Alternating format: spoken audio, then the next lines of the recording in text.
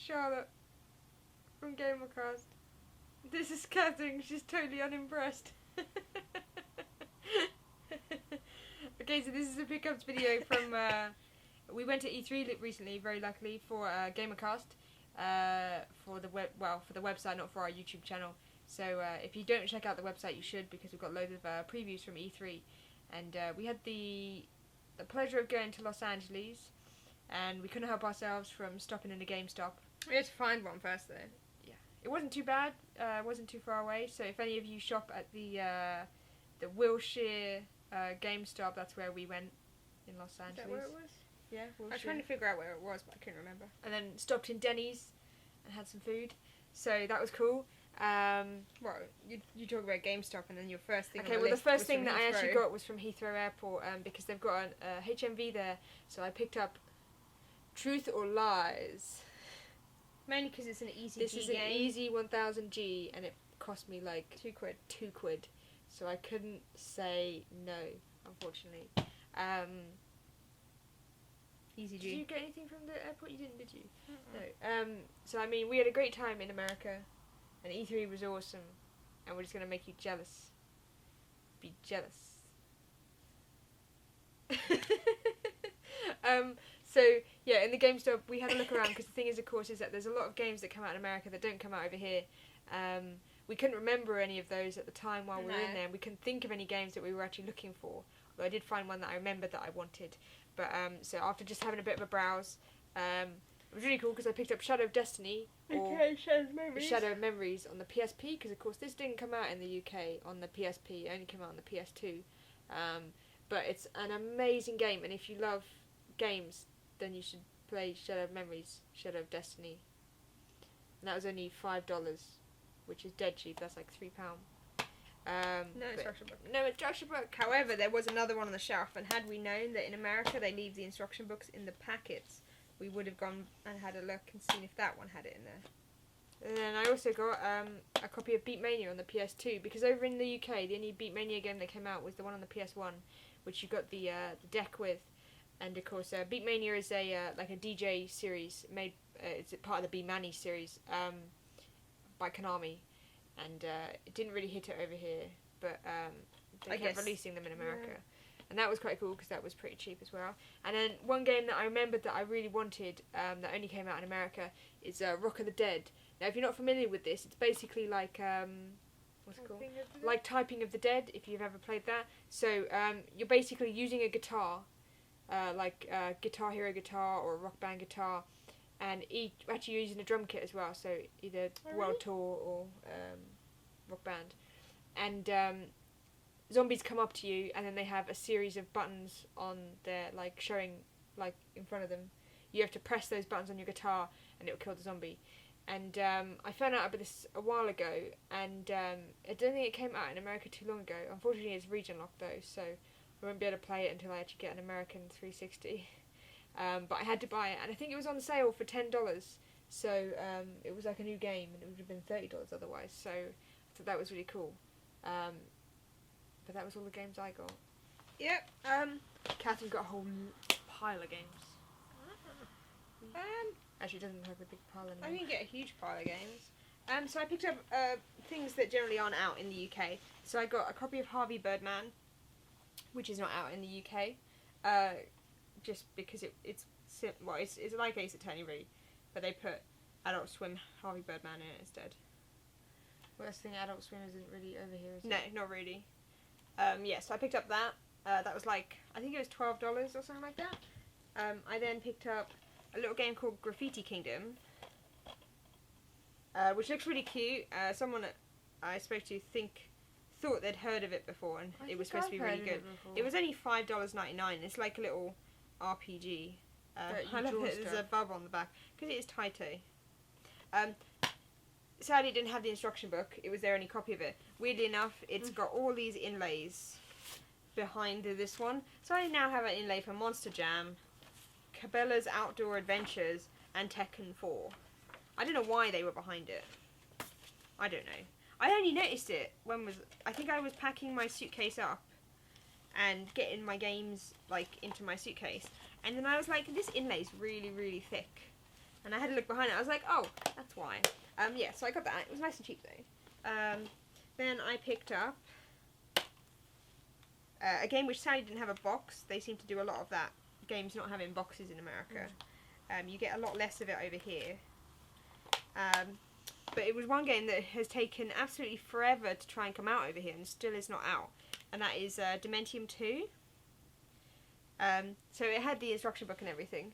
So I got Dementium 2, the instruction book, and the stupid epilepsy kind of health and safety warning stuff. So Dementium is a survival horror on the DS. First person. A first person survival horror on the DS. The first one came out over here fine.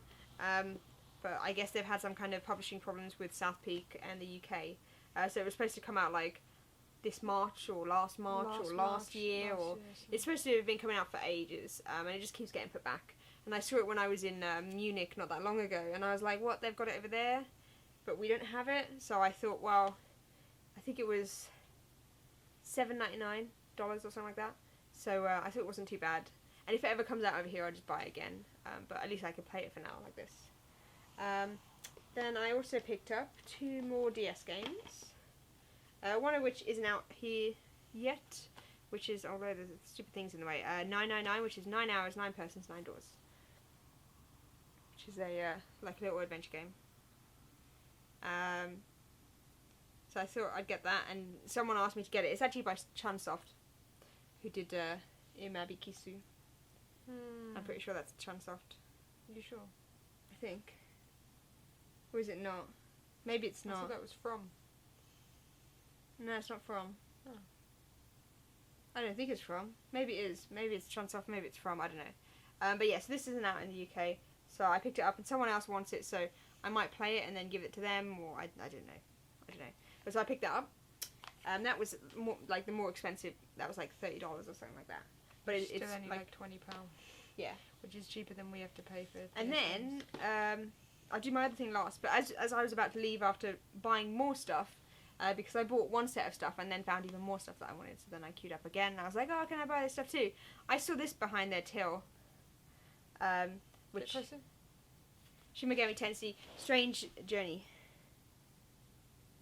which is the little special edition they had, which came with a CD, so it's got the soundtrack in there, and yeah, so this will probably never come out in the UK. We have a lack of Atlas titles over here. Atlas don't publish it. Yeah, Atlas don't have an actual UK publishing kind of division, so it's if anyone picks up their games, so Tecmo Koreans, people like that.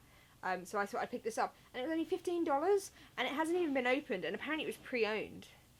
But yeah, I'll probably do like an unboxing of it, and give it a play, because I need to open it and play it. But I've been busy with my 3DS. But I'm just amazed at how, like, mint condition it is. It's amazing. I just saw it there, and I was like, is that what I think it is? So I bought that as well. And then the last thing I bought, I shouldn't put it on top of there because it's sticky, was, I didn't expect to see it there. Did you see it and point it out to me? Yeah. So one thing I was interested in back when they were like shown on Kotaku and stuff like that was Tron controller for the 360. So these are made by PDP, who do like kind of like they're not official peripherals, but like, well, they claim they're official, but it's like the official Tron controller. So it's like Official third party kind of controllers. I'm like totally off the screen right now. Third party controllers, which of course means they can't have the normal kind of dashboard button like you get on a normal 360 controller, which is always really annoying. But it means it's still a nice controller. So the box is really nice. It's got like a little magnet, and it's got the whole kind of Tron look going for it. It's got like how it's official and a little official certificate kind of thingy. Is it limited? No, it's not. Well, it's not numbered. Oh. It's got like a sticker on it and stuff. It has there's an instruction book in there. Wow.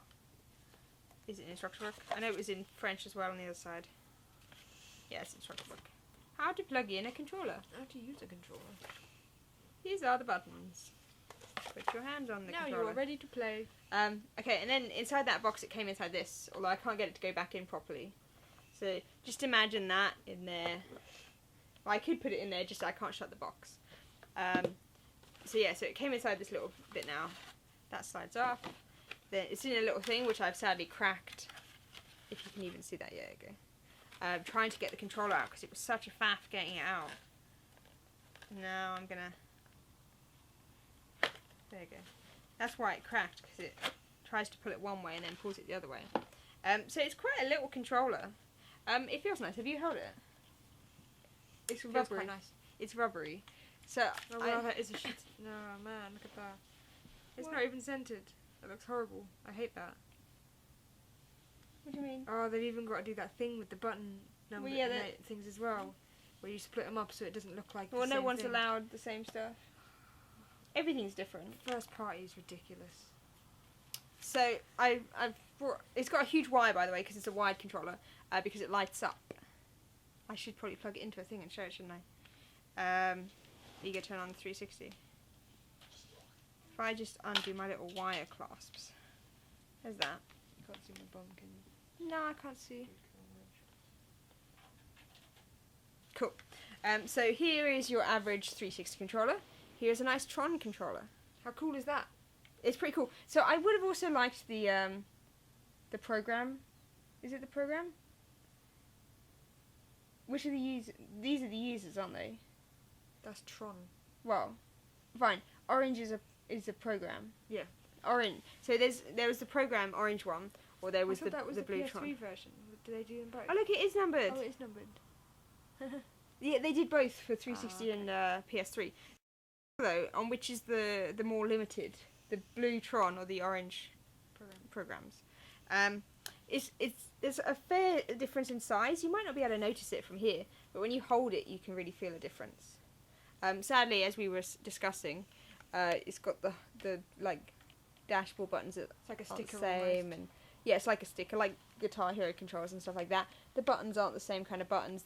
The D-pad's a bit freaky looking, but works better than the normal D-pad because it's kind of got more defined left, right, and up, because there's, instead of like a normal 360 controller with except for the fight stick, the fighting one, they're kind of all connected around in a circle. It's got divisions around the bit of the D-pad. So it's quite nice.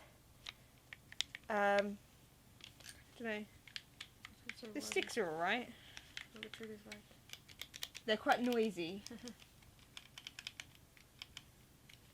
The curve's not as good. No, the curve at the top isn't as nice. But for someone with quite small hands, I think it's fine for me. So like Paul was saying, oh, it's tiny. But Think of it as like, was it an S? yeah, an S controller. But I think it's quite nice. I don't like the start and back No, buttons. they look like licorice because- comforts. Because they, as Shart says, look like licorice sweets. It's nice though, as we just realised, it's numbered on the back. So when that focuses, you can see my number, 1997 of 2016. 2016. Is that a significant date? Don't know. But it's got like this whole kind of grip stuff going on, so it's got quite a nice rubbery feel around here on the sides where your hands are going to be the whole time anyway. So yeah, it's quite nice. I think the glow and stuff's nice. I haven't tried it in the dark to see what it's like. I'm sure it'd be annoying if you're... This is going to be another Dead Space pew pew. No. But yeah, so I thought that was really cool. That was like, what, $45? That was $50. Did it work out $50 with tax? I don't know. It might be $50 with tax. I don't know where my receipts are. Doesn't matter. They're somewhere. If you have a GameStop nearby, they might still have some in stock. Yeah, they had one. Just This was one. the last one. And then he had it in blue. So I felt quite happy getting that, because I didn't expect I'd even see it. After I convinced her to buy it. After you convinced me. Well, I looked at it, and then he kind of left it on the counter, and shouldn't have, because I'm sure someone could have nicked it. But I then, after a while of just standing around, thought, I'm going to buy it. After you convinced me. Well, the thing is, I thought, well, I'm not going to buy much while I'm over here. I'm going to buy food, and those games, and that was pretty much it. So I thought I might as well spend it, and I had the money on my card, so that's pretty cool. I now have an even totally different controller. I don't know how it is with working with PCs. I'd imagine it should just be like the other standard wired controllers, and I can just plug it in now and have a wired controller, because I didn't have one before. So yeah, so we got all that from America. There wasn't that much. No. I wish there was more. Yeah. I mean, we had a good time at E3. and as you'd expect, we got a lot of swag out of it.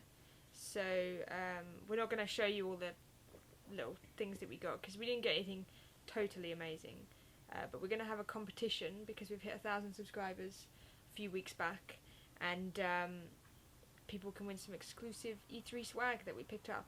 I hate that term, swag. Unfortunately, it's the term. Free stuff. Free stuff.